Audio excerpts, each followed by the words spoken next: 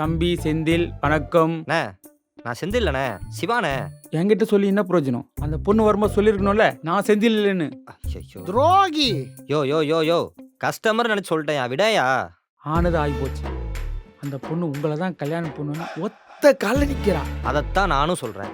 ஆனது ஆயிப்போச்சு. ஒரு நல்ல அழகான பொண்ணா பார்த்து இதோ புஜு புஜுன்னு இந்த மாப்பிள்ள இருக்காரு, இவருக்கே கல்யாணம் பண்ணி வச்சிருங்களேன். அவர் கல்யாணம் தனி கமிஷன், உங்க கல்யாணம் தனி கமிஷன். அப்ப கமிஷனுக்காக என்ன கல்யாணம் பண்ணிக்க சொல்றீங்க? ஆமா தம்பி.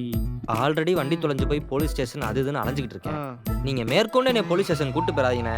கல்யாணம் வந்து போலீஸ் ஸ்டேஷன்ல பெரிய கல்யாண மண்டபத்தில் தான் பண்ணி வைக்க போறோம். ஆனா இந்த கடையில எந்த முடிவு எடுக்கிறதா இருந்தாலும் எங்க ஓனர் தான் எடுப்பாங்க. நீங்க எதனால எங்க ஓனர்ட்ட போய் கேட்டுக்கங்களேன். அவங்க கிட்ட பேசி நான் ஓகே பண்ணிடுறேன். எண்ணி 30 நாள்ல நான் கல்யாணம் பண்ணி வைக்கிறேன். அப்ப எனக்கு ஹாய் 3 2 1